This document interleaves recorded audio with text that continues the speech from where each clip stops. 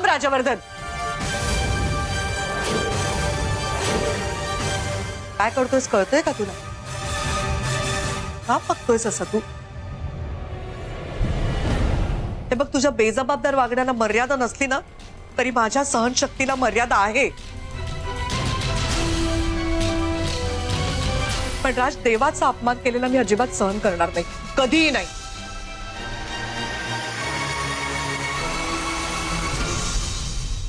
Chill I, chill.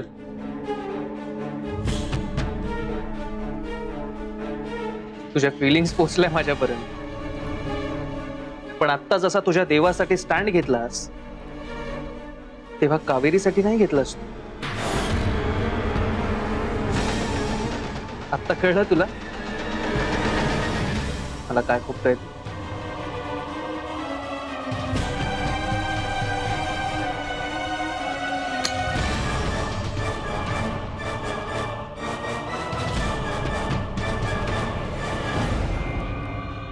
मला तर आता राजची काळजी वाटायला लागली. अगदीच हाताबाहेर गेलाय नाही हा मुलगा.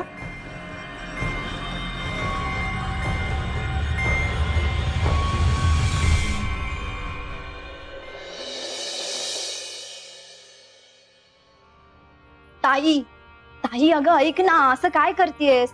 एकदा फोन करून विचार ना वैदेहीला पत्र मिळालं की नाही ते.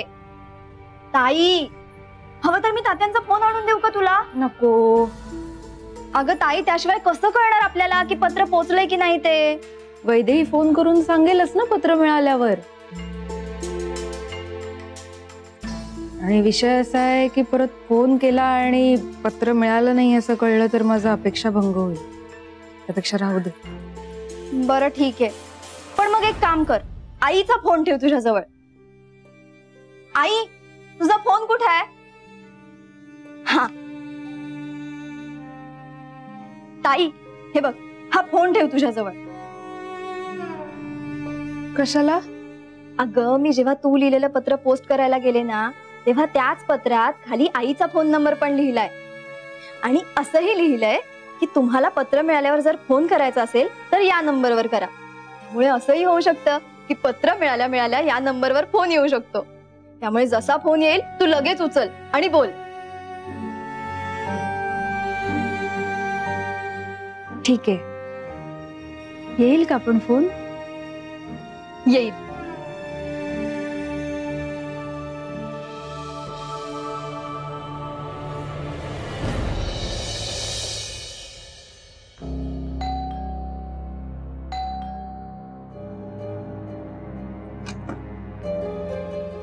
राज, काय रे, तू आत्ता इथे? सगळं ओके ना?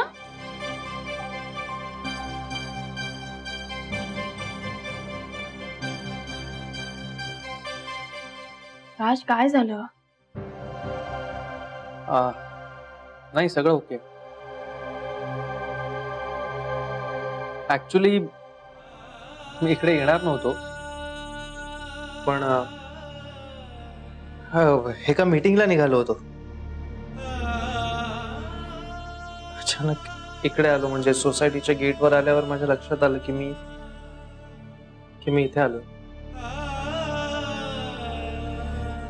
मनात फक्त इतकंच आलं की चला चहा घेऊयात. हे गाडी सरळ इकडे आली.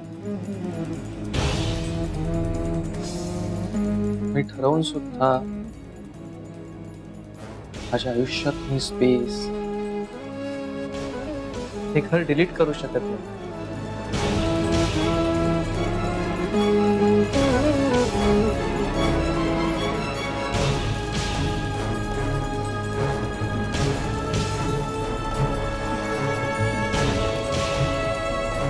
गुंतलोय मी असं.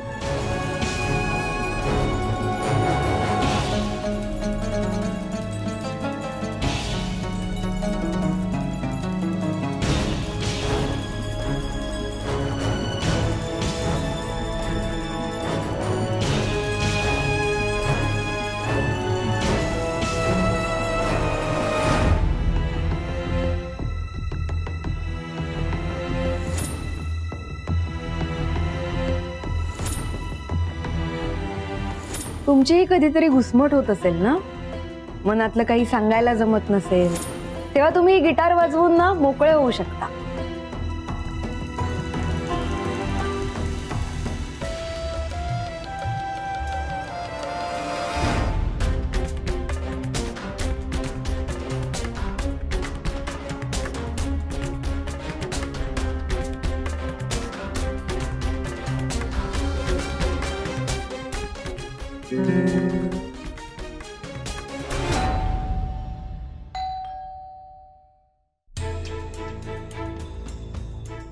वैदेही प्रधान हो.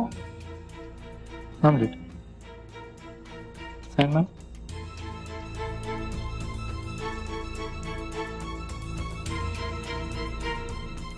Thank you ma'am.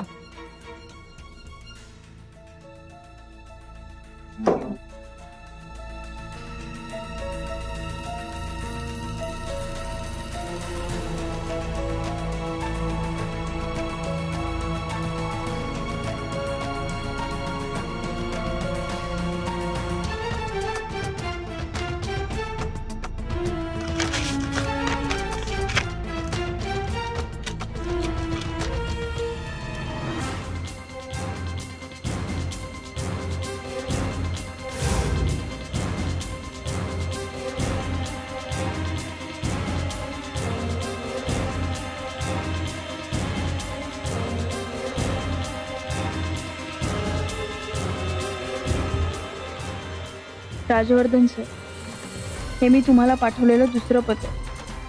खरं तर पहिलं पत्र योग्य पत्त्यावर पाठवून सुद्धा का मिळालं नाही काहीच कळलं नाही.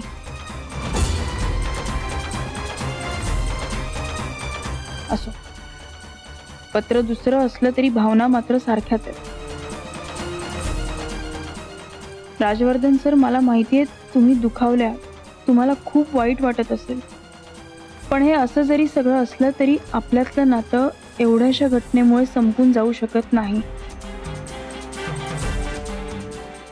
कुठलंही नातं येणाऱ्या संकटांना तोंड देत उभं राहिलं पाहिजे, ते खरं नातं.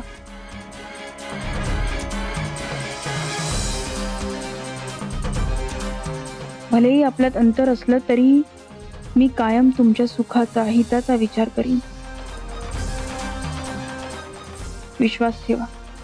परत कधी भेटू माहित नाही, पण आशा करते तुम्ही सगळे ठीक असाल, सुखात असाल. आणि अजून एक, रत्नमाला मॅडमना जपा, काळजी घ्या त्यांची. जे काही घडलं घडून गेलं. आता ह्या सगळ्याचा राग त्यांच्यावर काढू नका प्लीज. मी नंबर पाठवलाय, हा माझ्या आईचा नंबर. तुम्हाला बोलावंसं वाटलं तर नक्की मला या नंबरवर फोन करा. मी तुमच्या फोनची आतुरतेने वाट पाहीन. पत्र मिळताच उत्तर नक्की द्या. कावेरी.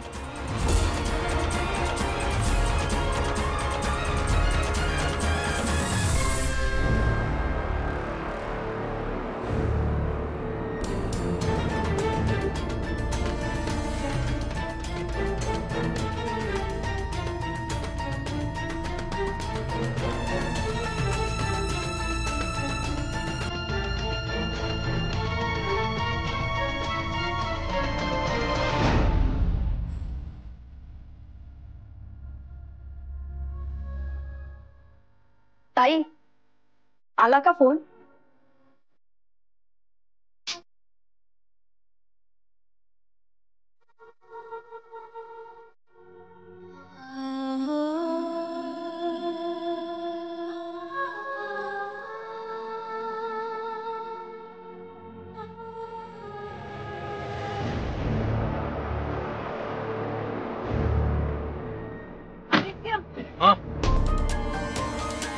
माझी बॅग पण आली. एक मिनिट, तू कुठे निघालीस? कुठे म्हणजे काय, मी पण येते तुझ्यासोबत गुहागरला. का? का म्हणजे काय, आता माझा नवरा कुठे बाहेर फिरायला जातोय तर मला नको जायला त्याच्यासोबत. आणि आदित्य तसे मला घरात बसून खूप कंटाळा आलाय. प्लीज. बघ सानिया, अगं काकी मला म्हणाली की तू एकटाच जा. उगाच तुला नेलं ना तर आवडणार नाही तिला. कमॉन यार, आवडणार नाही म्हणजे? माझा नवरा आहेस तू. आणि तसंही काकींना काहीही म्हणू दे, एकतर आदित्य तू मला कधीच कुठे बाहेर फिरायला नेत नाहीस. आणि आता आपल्याला असा एकांत वेळ मिळतोय ना. आणि सगळ्यात महत्वाचं म्हणजे आदित्य, त्या कावेरीच्या घरी यायची मला अजिबात हौस नाहीये. तू आज जा तिच्या घरात, काय तिच्याशी बोलायचंय ते बोल, मी बाहेर थांबते. आणि तुझं सगळं काम झालं ना की आपण मस्तपैकी गुहागर फिरूया. आणि हो, येता येता अलिबागलाही जाऊया. काय वाटतंय तुला? अगं सानिया, हे बघ, काकी नाही म्हणून सुद्धा जर का तुला नेलं ना मी, तर वाईट वाटेल तिला. आदित्य, का वाईट वाटेल काकींना? हे बघ, हवं तर ना मी तुला आत्ता इथे प्रॉमिस करते की मी त्या कावेरीच्या घरात अजिबात येणार नाही. आदित्य, फक्त आपण छान फिरूया ना रे, प्लीज. हे बघ, असा निवांत वेळ आपल्याला कधीच मिळणार नाही. आणि आता मिळतो तर जाऊया ना प्लीज. कधीतरी मला वेळ दे अगं प्लीज. प्लीज आदित्य, प्लीज ना. ओके चल. आदित्य, माझी बॅग.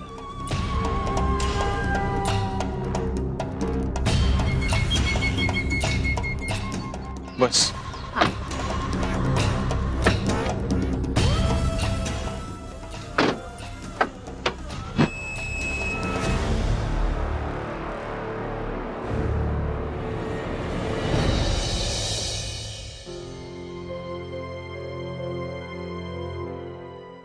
हेलो मैम, मैं कम इन?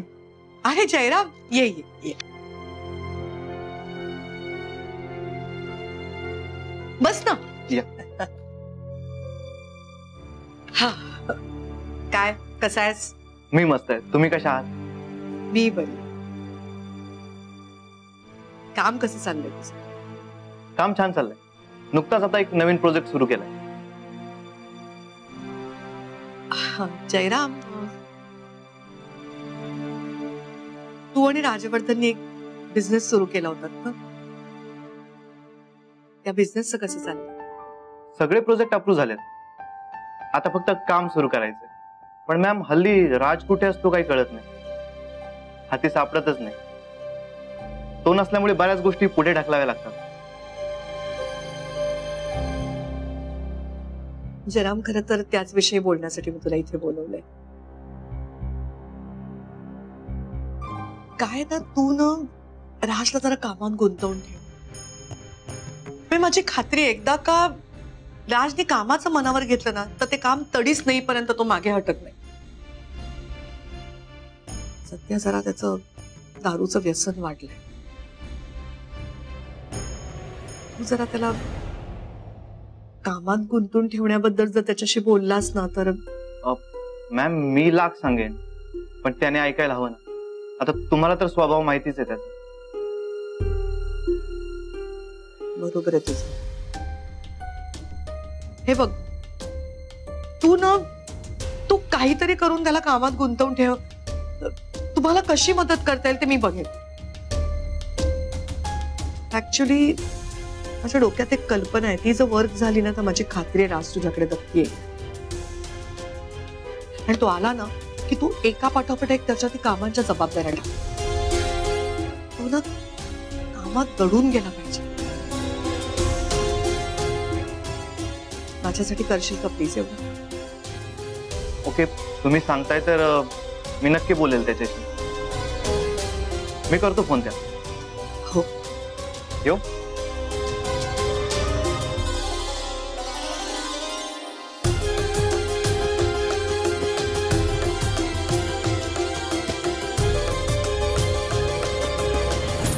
मी काय त्यांना आज ओळखत नाही. ते नेहमी माझा अपमान करतात आणि सॉरी न म्हणता निघून जातात. पण तरीही त्यांना माफ करायची सवय झाली आहे मला आता. आता बघ, जसं माझ्या मनात आहे ना तसं होईल सगळं. नक्की काय आहे तुमच्या मनात? माझ्या चुकीमुळे ते निघून गेलेत ना, मग मीच त्यांना परत घेऊन येईन. मी त्यांना चांगलीच पुरून उरते. आणि मी तुम्हाला शब्द दिलाय ना, मी त्यांना माहेरच्या चहामध्ये परत आणेन म्हणून. मग मी नक्की आणेन.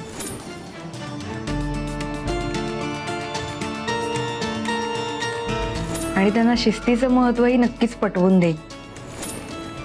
मी फार तर राजला कामात गुंतवून ठेवू शकते, पण त्याला माणसात आणण्यासाठी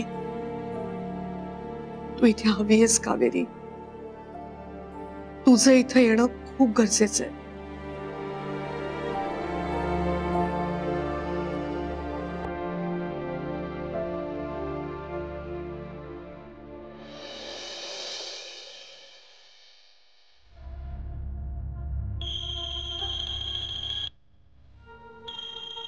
ताई, अगं उचल ना.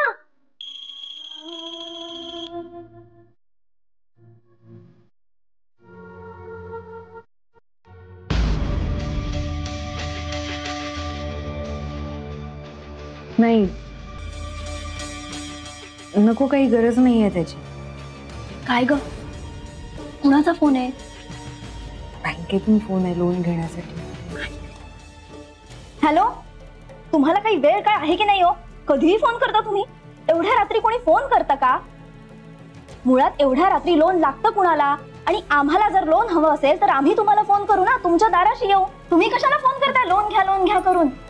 हे लोक वाट बघत असतात कोणाच्या तरी फोनची, आणि तुम्ही मध्ये मध्ये फोन करून डिस्टर्ब करताय. आता समोरच्या माणसाला फोन बिझी लागला म्हणजे, आणि त्यांनी परत फोन केलाच नाही तर आम्ही काय करायचं? हे बघा, परत फोन करून त्रास दिलात ना तर बघा, ठेवा फोन. हो, जाऊ दे आता. जाऊ दे कसं ताई? सकाळपासून वाट बघतेस तू त्या फोनची, आणि या असल्या फोनमुळे त्यांना बिझी लागला म्हणजे याला काय अर्थ आहे? ते काही नाही, तू आत्ताच्या आत्ता वैदेहीला परत फोन कर आणि विचार पत्र मिळालं की नाही ते. कदाचित नसेल मिळालं. कदाचित नाही, कन्फर्म कर एकदा. आपण इथे उगीच आशा लावून बसलोय ताई. हे बघ, ह्याच फोनवरून फोन कर. तात्यांच्या फोनची पण गरज नाहीये.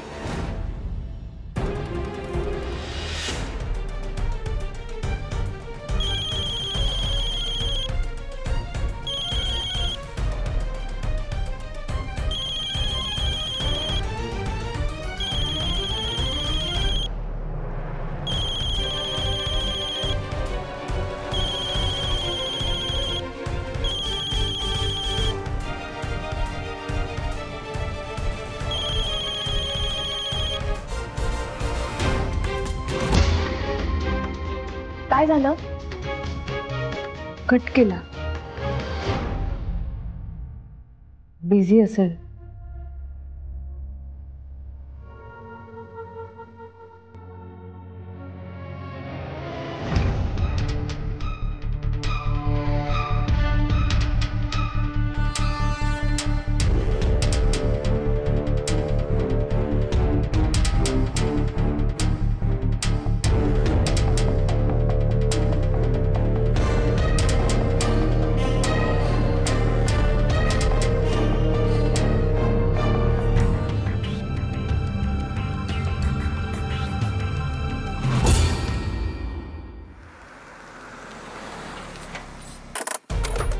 पोचलो का?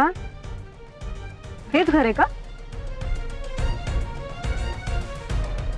हो, हेच आहे. चल.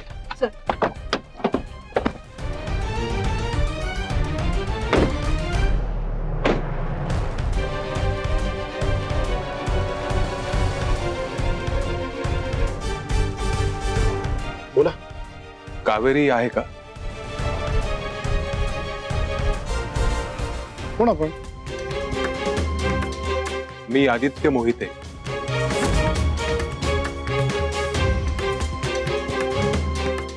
आदित्य सर?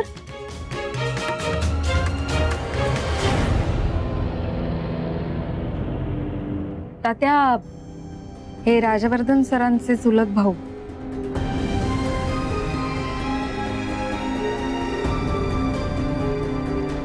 काय काम आहे? मी ऍक्च्युली कावेरीला भेटायला आलो होतो.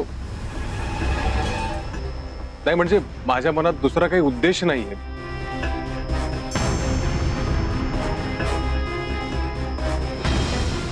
गुहागरला कामानिमित्त आलो होतो ना, म्हटलं जाता आता कावेरीला भेटून घ्यावं म्हणून.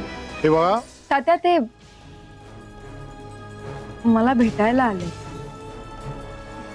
न्यायला नाही.